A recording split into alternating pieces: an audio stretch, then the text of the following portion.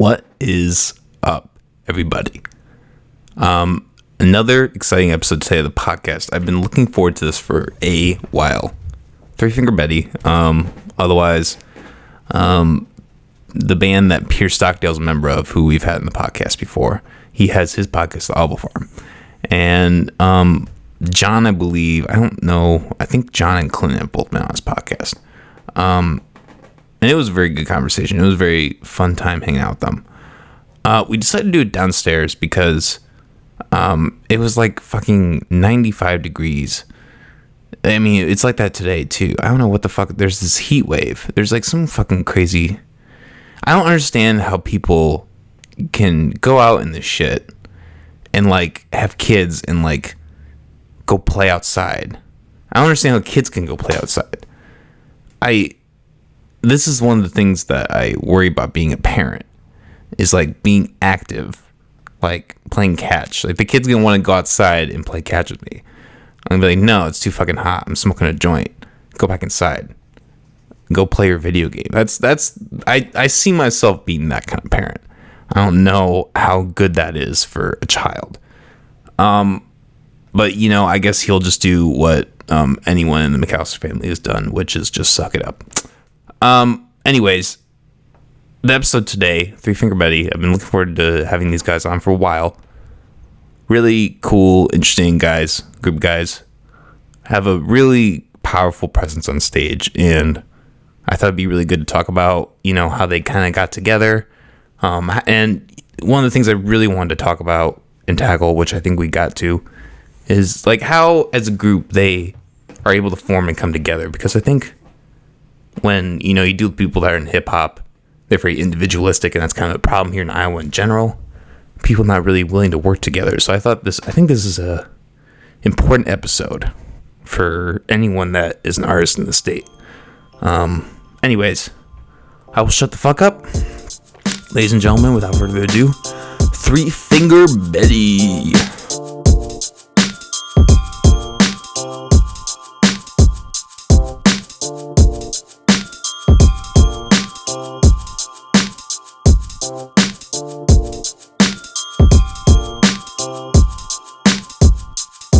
Hello, everybody. You're watching / listening to McAllister Hours. I'm your host, as always, Cole McAllister. We are joined today by Three Finger Betty. I'm super fucking excited for this episode. First rock band in the studio. Well, kind of studio. We're in the basement because it's fucking 95 degrees outside. We want to pack you guys in that tiny studio up there. How you guys doing today? Very good. Very good. Chilling, hanging out. I think this is your first time that you've actually all done a podcast together. It might be, yeah. Outside of the two of us being on. Yeah, we were on Audible Farm. Yeah. Jeff's a virgin. I'm a virgin. I'm popping your cherry today. Yeah, poor Peter couldn't show up today. He's monetizing his time. Shame on Peter. He's running sound. I forgot for who, but good for him. Yeah, no. You know, he's I doing appreciate a lot up there. Hell yeah. I appreciate Peter for kind of linking me with you guys. You know, he reached out to me, come on this podcast, and that's kind of how I discovered all you guys. I saw you live. I think that would have been a couple months ago in April, I believe, at the Hall Ave Tavern. So, what is the origin behind Three Finger Betty? How did you guys come up with that name? How did you guys all meet? What's the story behind that? Do you want to start? Sure. Or do I want to? Yeah, I mean, it's up to you. Who's the leader? Yeah, this is before my time. Well, it started before Here, do you mind trying? John and I even met. You can adjust it to get closer to you. Get a little closer? Yeah. Yeah, so my friend Kale and I had met, and a mutual friend of ours introduced us to John. And we were actually called the Shit Kickers. And then we transformed. Still are. Yes, that is still a thing. I'm not a very good storyteller, so I'll let you take it from there. So we were the Shit Kickers, and we started playing around clubs, and then Kale had children and things like that, and so we slowed it down. We didn't want to slow it down at the time, so then we're like, well, we can just do something else. And then that was Three Finger Betty. Our first show we're coming up on the anniversary, like the 7th or 8th. I think, yeah. And that was just me and him. And at the time, he played drums. And that was in a basement. Oh, that's tight. That's tight. So then you rackled Peter and this guy in. How'd that happen? So along the way, we acquired the former bassist, who was also named Jeff, but he spells it differently. And he was playing drums, and it was just 3 of us for a while. If you can just take it off. Take it off? Yeah, All just right. hold it. That might be a little easier. That'll be better. Sorry, it's a little hectic. We haven't had this many people in a while. But This is we're more going like through it. All right. Sorry, you were saying. So then played for a little while, and then he left the band for a bit, and we had a different drummer who's kind of weird, so I'm not going to mention his name. But he was fun. I mean, I don't know. He quit the band, and I didn't want him to. But whatever. And he's out there somewhere, maybe listening. Yeah. But then, so I was scheduled. We were going to make a demo, just a trio. I'm like, well, he's going to make the demo and quit. So I asked him to do it, and he stayed after that. And then we were a trio for a while, and then he suggested, because he's from Humboldt, knew Peter, and bring Pete on as fourth person. He's got that many fingers. Let me tell you, ladies. Anyway. So then it was a 4-piece, and like about a year ago now, Jeff Furge, the old bass player, was starting to pick up a ton of overtime, had a baby, yeah. All the things that happen when you All the get regular 40. shit, yeah. And he decided it was time to step down, and he filled the void on bass, because I knew he could play bass. Fuck yeah, that's cool. So how long you guys have been doing this then? The current iteration? So I guess Three Finger Betty. I know you. So I guess how long ago did you start the Shit Kickers, and then when did that transition to Three Finger Betty? So, like, Three Finger Betty would have been 7-8 years ago. Wow. Whenever that okay. was. And Shit Kickers, like, 2 years before that. That's what we were doing. Damn. Well, I will say, having seen you perform live, you can tell that you guys, are really in tune with each other. You guys, it's apparent that you guys have been playing together for a long time. Right on. Yeah. So where's the name come from? We were practicing once without a name, and I just came up with it, is what happened. But that's boring. So I have decided not to resist anybody's personal interpretation of the name. Yes. I imagine Three Finger Betty is just a hooker who has a discounted rate for giving him a hand job with 3 fingers. Maybe. It's only $20 instead of the whatever. You know? I was thinking of the haggard barmaid that lives at the bar and 3 fingers of whiskey. That's what she drinks. There's a story that I was told by my late uncle that there was a bomb in World War II called a 3 Finger Betty, because you had to hand load them back then, and they were unstable, so occasionally one would go off, and whoever the poor loader was had 3 fingers left. Things like that. They had a nurse fill and her name is Betty. Yeah. Shit just got fucked up. But again, it's always fun to let people just run wild with that. Hell yeah. So, we got 3 of you, but I'm curious about how all 3 of you kind of got into music individually and where that started. So I don't know if we just want to go down the line or basically when did you start playing? How's that? What's been your experiences? Have you been in any other groups or anything like that? Well, I guess growing up in Humboldt, I was the youngest of 3, and my oldest brother happened to have a friend. Sorry. No, you guys. Whose parents ran a roadhouse style motel, and as a result, there was an A-Bait motorcycle rally that would come through every year, so they came across a lot of great music and ended up with a really, really good record collection. And so Like how? Sorry, not tangent. How many like records? I have no idea. No I idea. never saw it personally. But through this friend of his, my oldest brother was able to get exposed to a lot of stuff and latched on to like Kiss and AC/DC and Motley Crue and Ozzy, Hell yeah, hell yeah. Metallica, that sort of thing.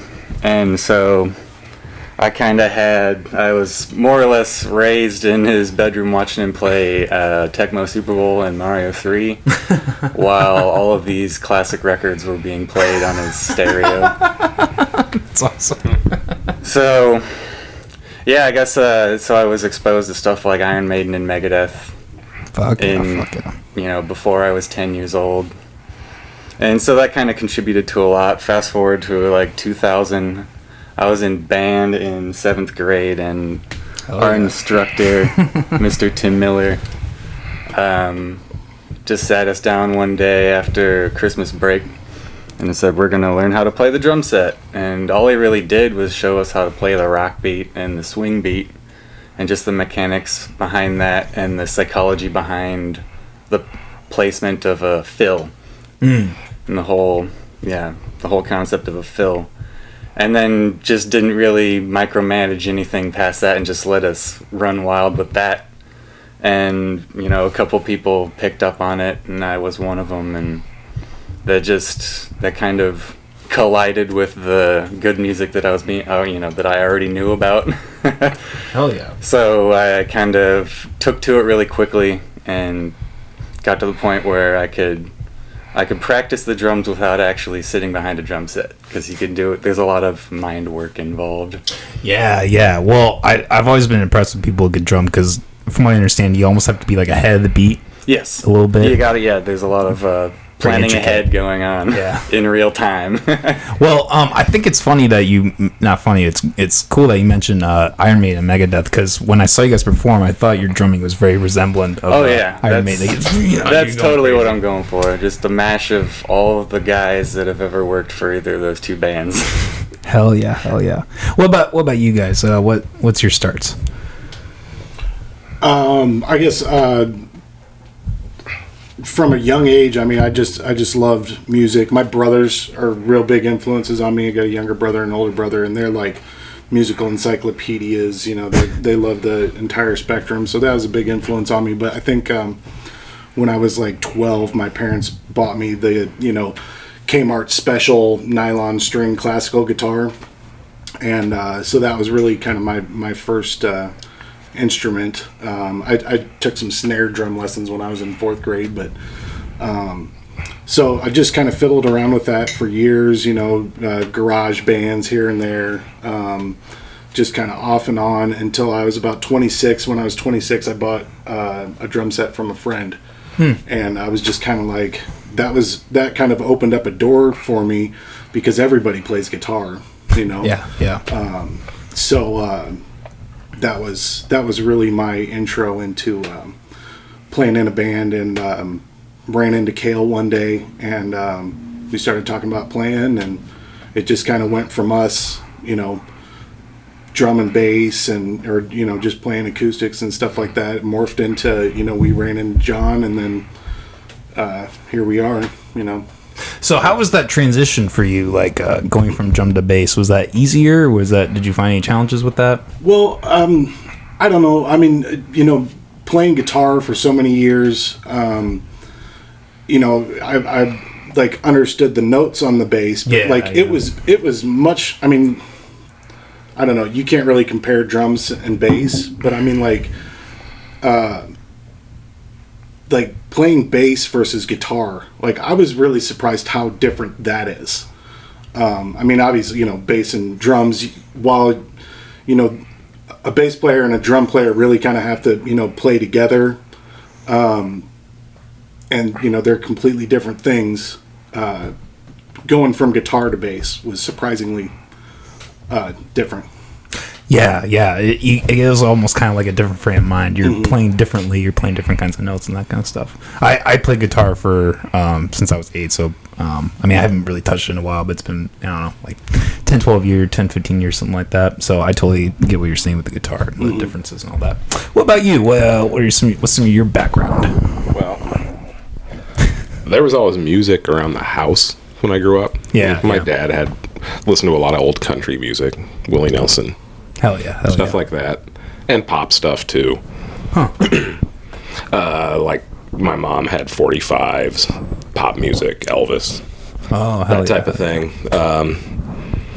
And then I was lucky. We got cable in like 1985 or something like that. So I had MTV, and when they played videos, and they would play anything. So like I'm 10 years old and I like Michael Jackson and Prince and Judas Priest and whatever they'll play. They wouldn't. I don't remember Iron Maiden, but they played Judas Priest videos. And anyway, I ended up playing. I played trombone for like 4 years in band, but I didn't like band. I kind of wanted to play drums, but they said you had to have piano lessons to be taught drums in band. I don't know if that makes sense. Yeah, I was able to Oh, that's test out of stupid. that. So I was denied the chance to play the snare drum when I was 10. You can't do this until you do. But I was I'm starting to get into like Motley Crue, Def Leppard, and then I got into Alice Cooper because he accompanied Jake the Snake Roberts to the ring at WrestleMania 3. So I discover that world, and then there's 60s and get into heavy metal. Here comes Metallica, Guns N' Roses, Megadeth. Then punk. The Sex Pistols? Okay, they're funny. But then it leads to Dead Kennedys, and you just go down the line. And I like all this stuff. Hell yes. And so I wanted to learn how to play guitar, so I could play all of it. That's awesome. That's awesome. So you come from very roundabout, kind of just everything. And I break dance when I was a little kid too, so I got in on like hip hop early. Yeah. So there's that influence. So not to single anybody out, but I guess I'm just curious what the age differences between you guys and how that all works. I don't know. I'm the oldest. I'm 46. I'm 41. 34. Okay, so 10-year difference. That's not too bad. Nothing. Do you guys ever? I don't know, because when I wanted to start a band, this was when I was younger, and I felt like there were, older people wanting to start bands. And I was kind of a little hesitant on that. Was there any difficulty with the age difference with you guys all getting together? Was it all pretty natural? It was pretty natural. It was just a group of people that wanted to do it, and that's all it takes, really. Yeah. Yeah, that's true, definitely. What I like are the different influences, because based on how old you were when certain things happen, like Pete and they don't listen to grunge. Oh yeah, yeah. That happened when I was in high school. I loved that stuff. We were in junior high in the early stages of emo. Yeah. And then I like pop punk. Nothing against it, but Yeah, for me, yeah. I was just old enough. Nah, it's not punk music. It is, but I was like, nah, Softer, none of this yeah. stuff. Why is Bad Religion opening for Blink 182 on this tour? This ain't right. That's funny. That's funny. No, that's an interesting perspective. I can imagine, I can hear in your music that there are definitely. It seems like there are different influences at play. It's cool that you say Dead Kennedys, because that I think I told you this at the show, that when I hear you guys, that's definitely what you guys remind me of. That's this kind of sound, that Dead Kennedy sound. It's really cool. Right on. It's the riffs, the surf rock riffs. Yes. So who does the writing in the group, or how do you guys all come up with your music? I usually have a song idea, so chords, guitar parts, and lyrics. Maybe not all the lyrics, but most of them. And then I'm like, here, want to play that? And then somebody might say, well, yeah, but do this differently, switch this to this part, change those chords around, and then it's fine-tuned. Yeah, figuring out the I'm intro, the outro, the middle parts, the transitions, all that fun stuff. I never want to be in a band situation where you're dictating necessarily. Yeah. That's not band. That's a solo guy who hires people. Yeah. I don't know. That's a project. Yeah. I can't, and I'm not arrogant enough to presume to write a bass part or a drum part. I can't play the drums, you know. Yeah. No, that's cool. That's really humbling, though, that, you know, you can acknowledge that you contribute a lot, but, you know, it is important for all of you guys to collaborate. Yeah. No, if you look at our EP, it says music by Three Finger Betty. There's a reason for that. Yeah. No, it's awesome. You know, everybody contributing. I wanted to go on this tangent because, you know, I've told you guys that, you know, I do more hip hop, that kind of stuff. I feel like musically, you know, where we're going forward, it's a lot more individualistic, and you have a harder time finding people who are willing to come together as a group and make music. What are your thoughts on working together, the importance of being able to work together musically, and, you know, I guess where that is going, or where that's going to go going forward? I guess you kind of need the, like, checks and balances of your, you know, ideas. Because, you know, you might think some idea is the best in the world, but if you present it to other people, they might have a way to improve it, and you just got to be open to that kind of stuff, and not be, you know, fixated completely on a certain vision, and always be open to different interpretations, and because that's just the essence of collaboration, is, you know, that sort of interplay, and you got to kind of compromise sometimes, but that it all ends up being for the greater benefit. If you know, as long as it serves the music and not, you know, any other sort of ulterior motive, then it's fair game. Mm-hmm. It's when I come up with the song idea, like the beat, he's not going to play anything that sounds anything that's like in my head. So sometimes that's going to be hard for me, because I might want to speed up or slow down to match something he's going to do, and I'm like, no, I need to do exactly what I'm doing at the same speed. He's doing something to complement it. Yeah, that's... Or him, or Pete. Yeah, exactly. That I would, it's like, what the hell? Okay, it sounds good. Yeah. Yeah, you know, I feel like it's going to be interesting where the technology takes everybody. Because I feel like it's, you know, anybody can seemingly just get a laptop and make music. Yes. And it's going to be interesting to see where that goes. If people are going to continue to collaborate, if we're just going to, you know, continue down this road of, you know, I'm kind of like what you were saying, you know, you have the checks and balances of where, you know, my idea isn't too great and you guys collaborate. I feel like with having a laptop, it goes unchecked. Yeah, it kind of removes some of the human element to it. Exactly. What about like rock as a whole? Do you feel like that genre is, you know, continuing to go forward? Do you feel like, you know, because the technology is maybe diminishing? What are you guys' thoughts on that? I guess to an extent, technology is kind of hurting it, because at the end of the day, tracing it all the way back to the beginning, rock and roll is about playing in sweaty clubs to crowds of people, and and that interplay between the band and the crowd. And these solo basement projects completely eliminate that, and you can tell in the way that it sounds.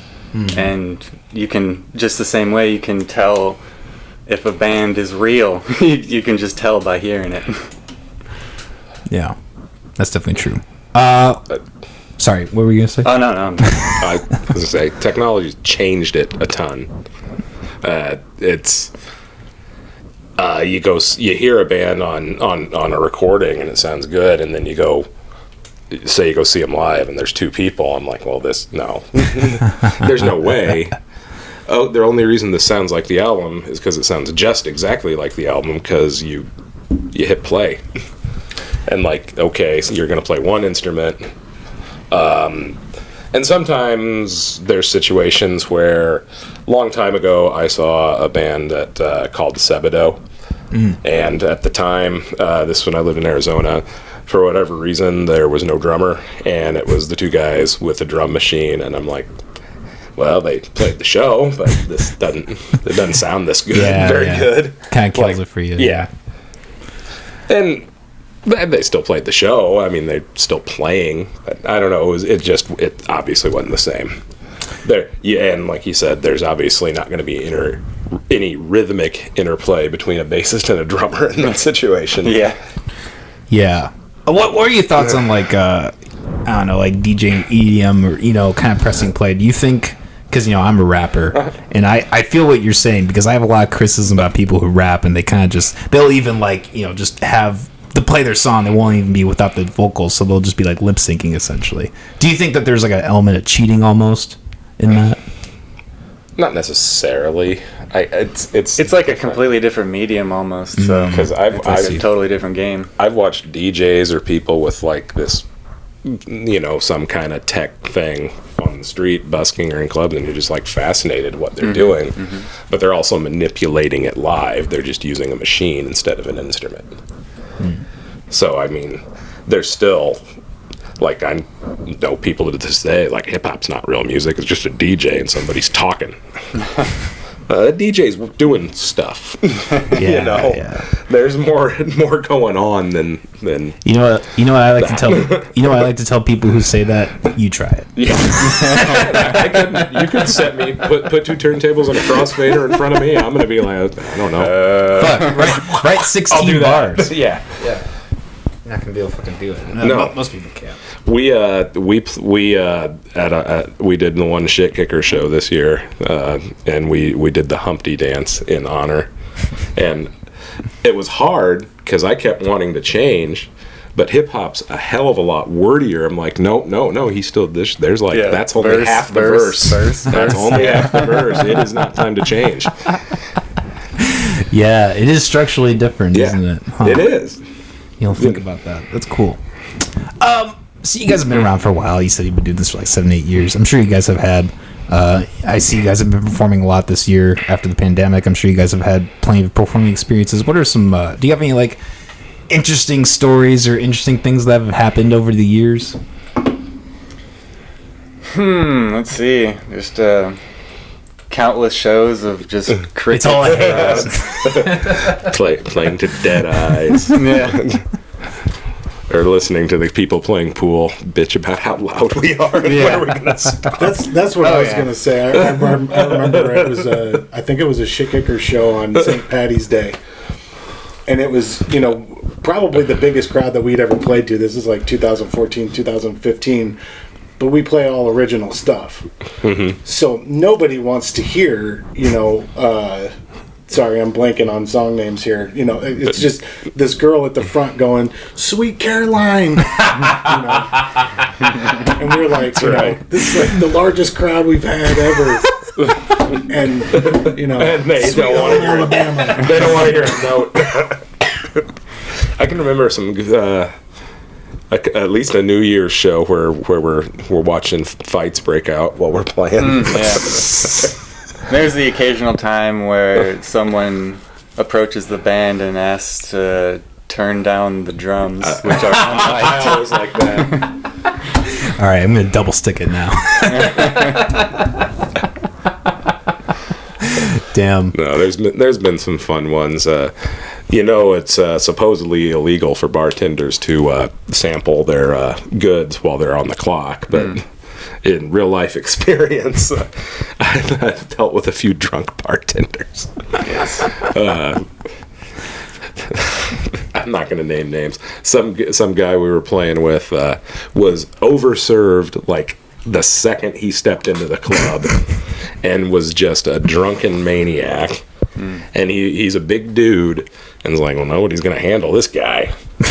And the bartender, who was also rather inebriated, it is what it is. She comes after me. It's like, you blah, blah, blah, and you got to take care of this guy, and he's drunk. And I'm just like,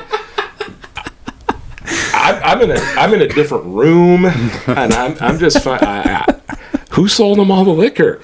Yeah, right. This isn't my fucking problem. I didn't sell him all those shots. Oh my gosh. Like, if he was doing one after the other, I don't know, maybe tell him to hold off. Well, I can tell you from being a bartender working in bars, some of those people do not give a fuck. No, they don't. They don't give two shits. There's almost something with like being a bartender where you almost make more money if people offer you drinks. You take it like there's a theory where you can make more money. I don't know. I worked in a lot of shitholes, so I mean, and I'm not trying to get on. I'm trying to cause any bartenders any problems. I don't have a problem with any bartenders, but some of those were funny. There was one guy that's at the same place. He was trying to clean up, and something set him off, and I was like trying to get the payout.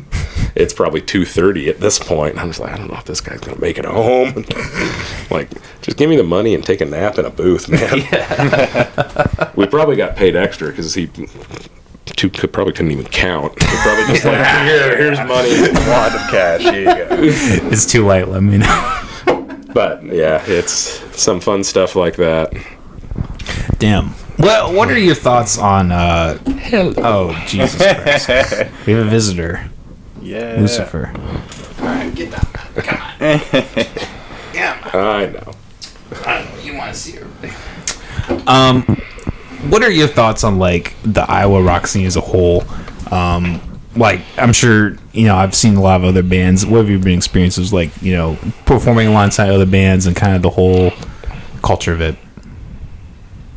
I feel like last Friday was a pretty good cross section of Iowa bands. Yeah. There's plenty going on. It's getting breaking down the walls in between what's going on. Sometimes we played at the Gas Lamp with a band we've gotten pretty friendly with called the Rumors out of Waterloo area, and they're on a tour. But we played with the other brothers, and they were great, but they had more a southern rock kind of almond vibe going on. Yeah. Their singer was this awesome cowboy up there finger picking. Yeah, it was very, very like bluesy southern rock. That's tight. It was good stuff. And then the opening band was good, Display Case, but they had kind of that 90s grunge, pop, punk edge going on. Definitely. And then we come in there with just loud and fast. And yeah, we kind of we were fortunate enough to have a pretty good slot that night. So like, I think we had the biggest crowd out of all the bands. And it was all completely cold. Hardly anyone. Like, all three our bands usual brought people were different there. crowds. And then we brought our usual like 5 to 10 people. That's awesome. And we were able to win over a completely cold crowd. So it always feels good being able to take control of a room like that. Mm-hmm. And it's like it's nice being able to get the energy from them, so that it makes it easier to lay down a killer performance. Well, you guys have a lot of power when you perform. You guys are very loud and very, you have a presence. Fucking Three Finger Betty's playing in the fucking place when you hear it. It's cool shit. Yep. You guys just released a self-titled project, Three Finger Betty, obviously. What was it, last year? I believe it was. Election Day, baby. Oh, that's right. I remember that now. But what was your process for recording that? Obviously, like I said before, we have more rappers. It's obviously a different recording process. What was it like, recording a band and doing all that, throwing that all together? We originally attempted to do that the traditional way. That's right. Where we tracked. He went down and laid drums. Oh yeah. By himself. I went down and laid a guitar part. Yeah, we were using a click track. I don't think anyone but me had even messed around with click tracks at all. And the person we were working with, unfortunately, was, I think, in hindsight, because I got all pissed at the time, obviously, because I screwed up my project. But in hindsight, I think the individual was not in a good place, and I think he's in a much better one now, because I've talked to him and been perfectly friendly. But anyway, at the time, we finally were just like, okay, this is never going to get done. Yeah. Shit. Yeah, we gave him, pretty much a solid year, and then just decided to start over. Oh shit! So how we did it this time? He is in a band, and I am now. I wasn't at the time, called The Sleepover, and I sat in on how they recorded, and they recorded their second record live together as a band on the Vaudeville Muse stage through their soundboard. And I was like, and that CD ended up sounding great. Yeah, that was pretty fun. And I'm like, well, why the hell don't we do that? So I contacted the same guy, and we didn't do it at Muse, but we did it the same way, where we just played live. Oh. And then I went back and we did the vocals as overdubs. And then it was mixed and mastered and pressed. That's tight. Do you have like a preference? Like, is there one way that's better than the other? Is it all? On my limited experience, I really liked the playing live as a band. Yeah, if you have the songs distilled down into, you know, something that's nice and snappy that you can knock out in 3 to 5 minutes, then yeah, live is the way to do it. But if you're getting more into the technical stuff, like I did with Dark Mirror before I was with Betty, that kind of stuff you definitely have to do track by track in order to get all the parts down. Even if you gotta, patch yourself in every 5 seconds. Yeah. But that's just the nature of the beast. When you want to make complicated music, you gotta use complicated means to record it. Yeah. No. I appreciate the thought and intricacy in your guys' recording. When you guys, when you listen to your album, you can tell that's all very precise and very neat and compact. It's good shit. Also, a lot of bands that are kind of, I guess, it's kind of like long distance relationships where they live in different states or towns or whatever. Doing track by track is sometimes the only way to do it for a lot of bands. So yeah, not knocking that process at all. No, because it's fun in its own ways.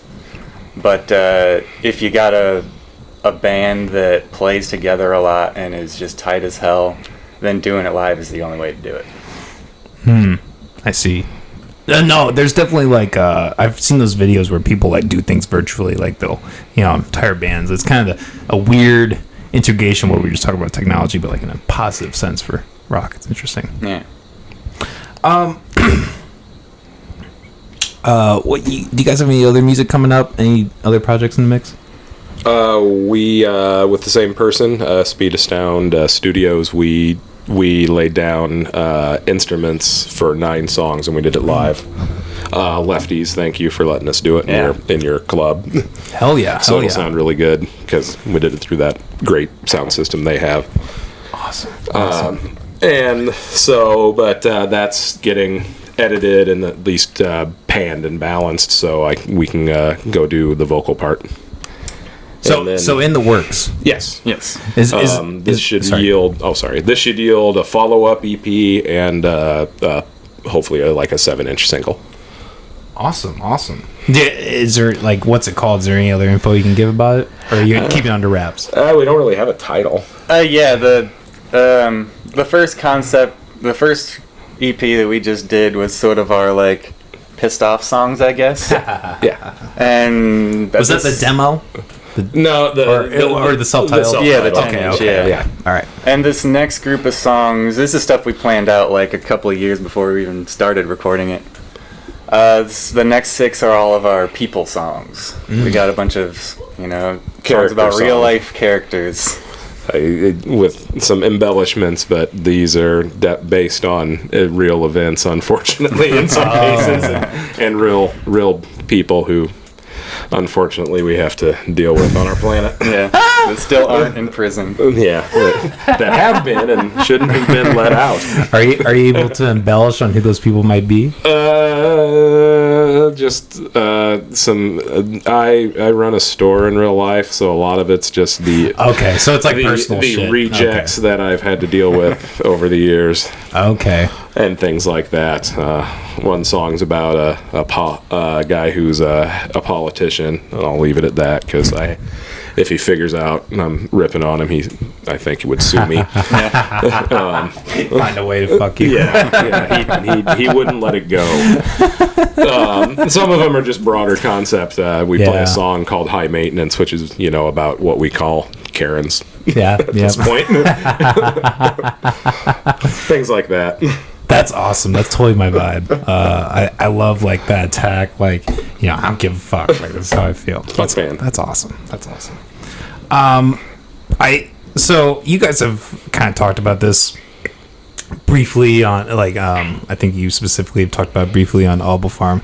Your album opens with "Great Again," and we don't need to get into all the whatever political shit behind that. But I'm just curious, like, did you guys like what controversy did you deal with putting out a song that was called "Great Again," if any? Not a ton. The only real there wasn't really controversy, Yeah. but the only thing close to it was playing at Hull. And people thinking that we were, talking shit on it, or it's the way you put your lyrics together. I feel it's the beauty of it is it can be interpreted in many ways, much like the name of the band, which is why we like it so much. Yep. And that was more or less deliberate. Yeah, exactly. And that's what's so great about it is, depending on your political lean, you can read that same set of lyrics and it make you either love it or hate it. It's a sociological experiment. I'm really just amusing myself. We did have I never saw it because I guess I don't Pete monitors our YouTube channel. We do have a YouTube channel. And apparently somebody was had to be banned from that because they were very upset about that song, and they were upset because they interpreted it as we love Donald. And, I remember when he told me that, I was like, we got one. It worked. It worked. There was some poor sap that was just looking through every corner of the internet. It's like, oh man, read the lyrics, dude. Well, you did. I don't know. I can't help you there. Yeah, no, there's some people you can't convince. Like I think Pete, when we were really playing that song a lot, he was like, okay, do you like Donald Trump? Do you like Barack Obama? We don't fucking care. Here's a song. Fuck yes. Hell yeah. So, yeah. That's awesome. That's the real message. We don't care. Yeah. It doesn't matter. We just like to piss people off and poke fun and needle people and just enjoy the show. Yes. Listen to the lyrics. Listen to the tunes. I'm kind of worried. The reason I joined the band was because I thought that song was over the political unrest in Kyrgyzstan. It's not? Nope. Okay.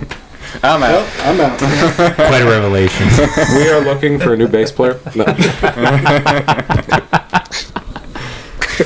Damn, that's funny. I love that you guys have that vibe though. Like that's you guys have a very punky, rocky sound, and that just fits with it perfectly. Yeah, it's fucking awesome. Do you guys have any?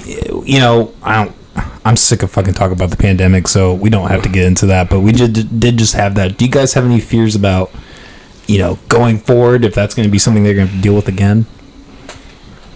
Yeah, Lambda's coming up. It's not over. The Tri-Lam variant? Yep. Will never be over. Dun, dun, dun. No, I don't know. I'm not here to tell anybody what to do.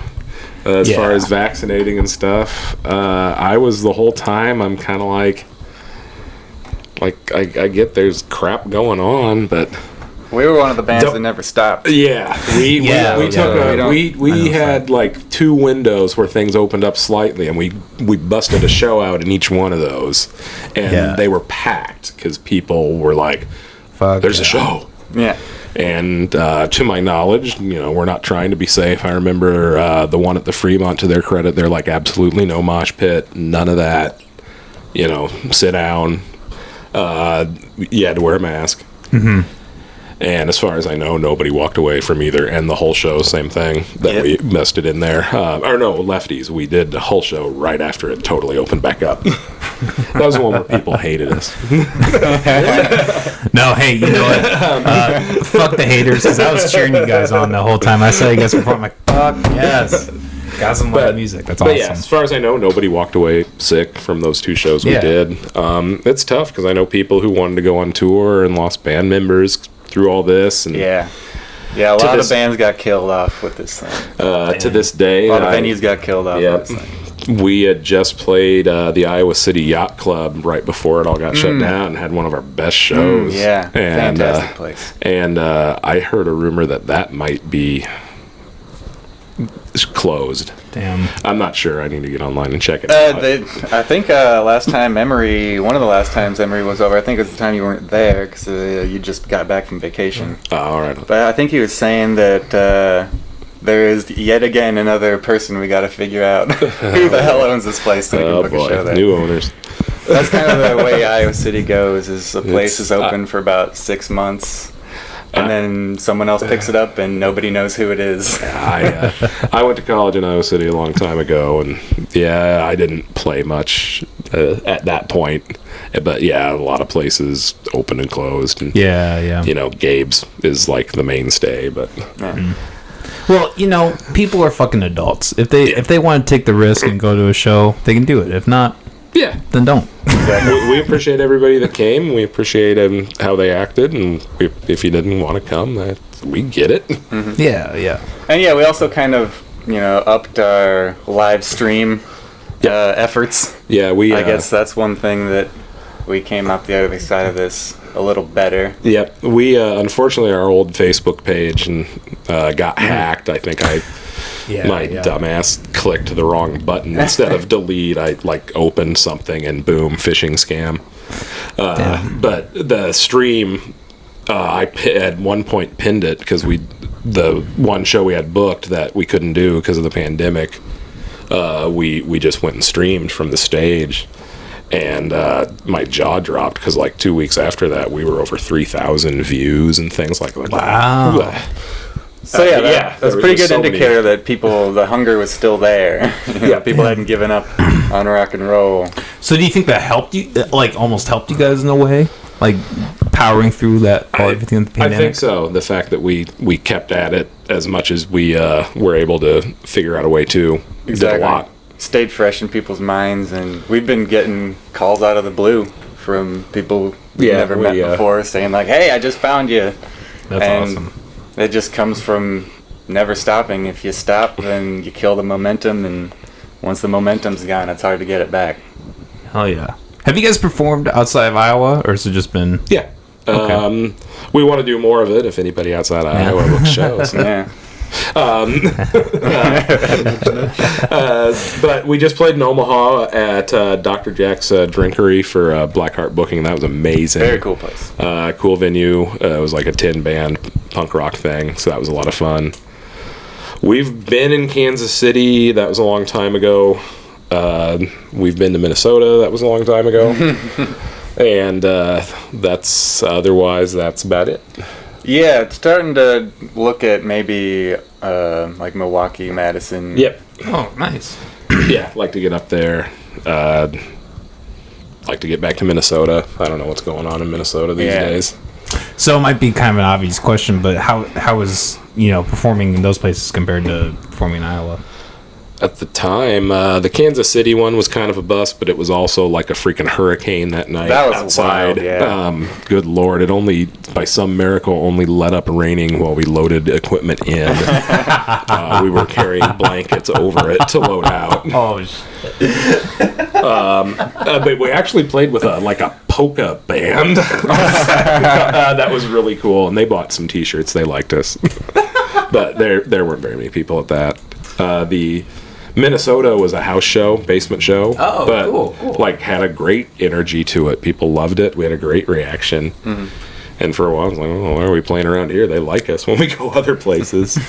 But no, they finally like us here. Yeah. And, we go up with them. We've gone up to Humboldt and Fort Dodge a few times. Usually our travel shows are usually really good. Yeah, whenever we do, it turns out all right.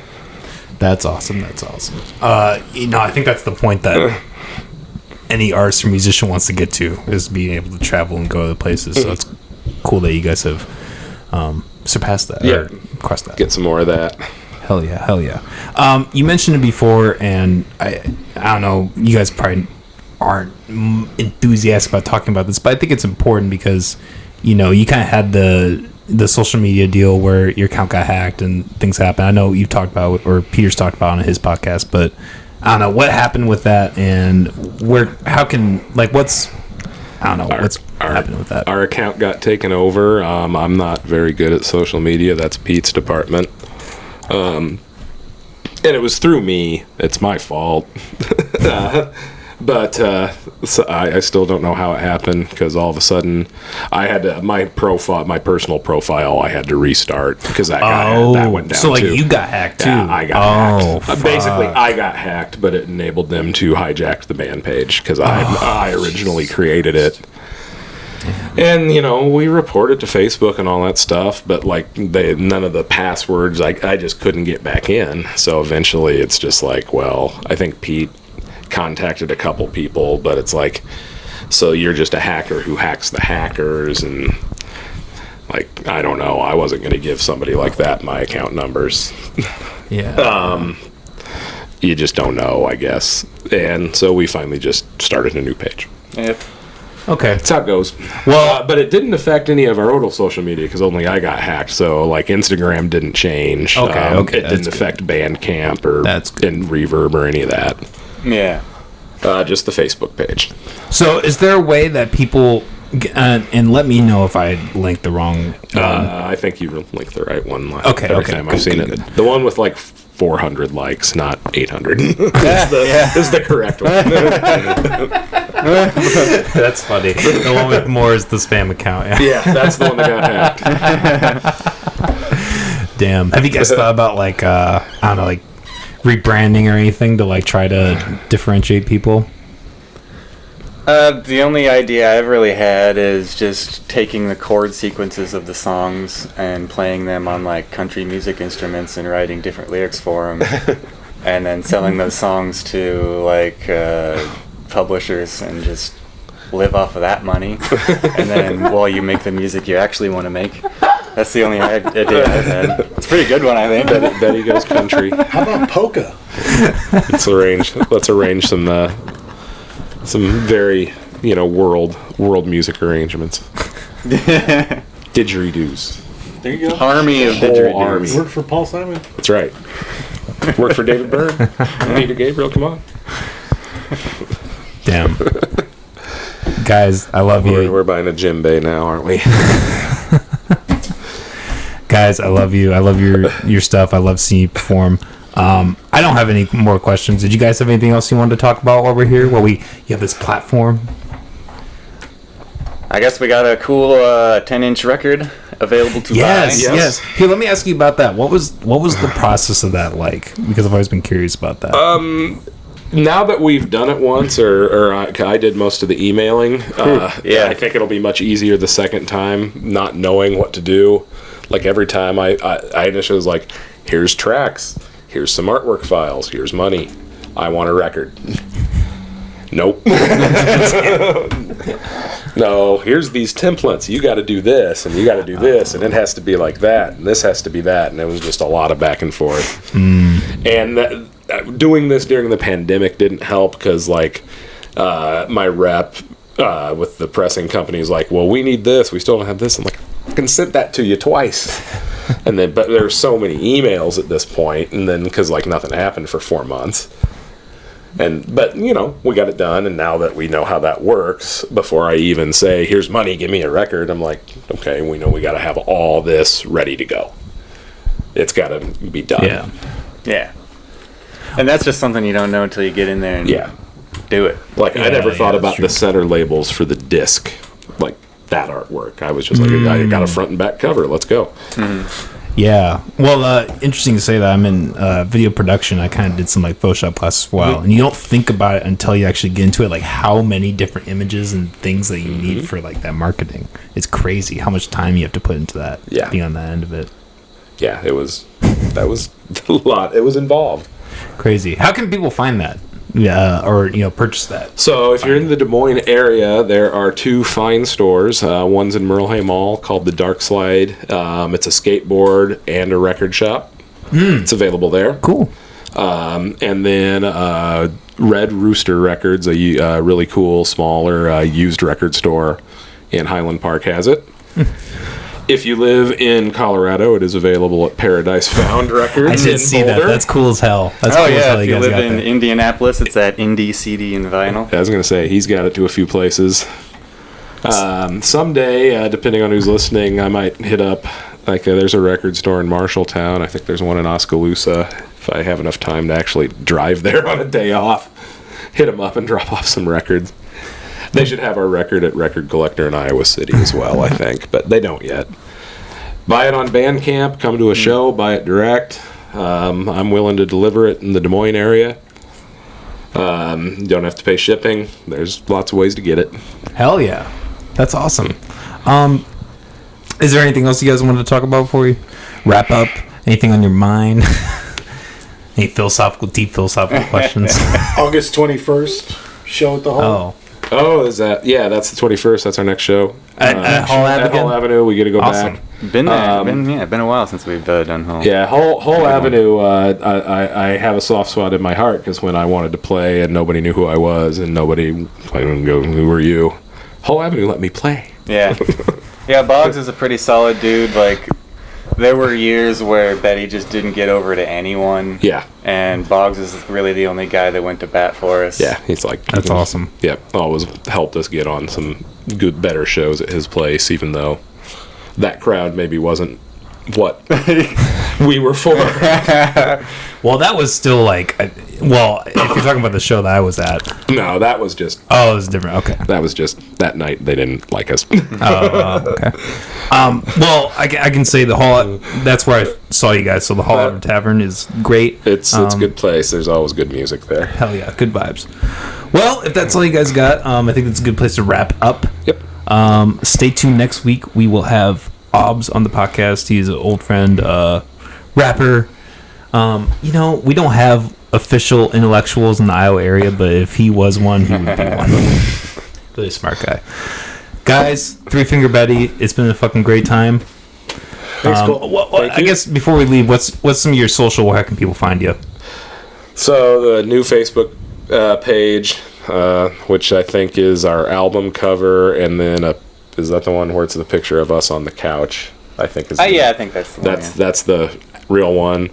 At Three Finger Betty Band. The one with less likes. Yes, the one with less likes. You can still look at the old page and look at our old streams and travel down memory lane. It's still up there. We just can't control it.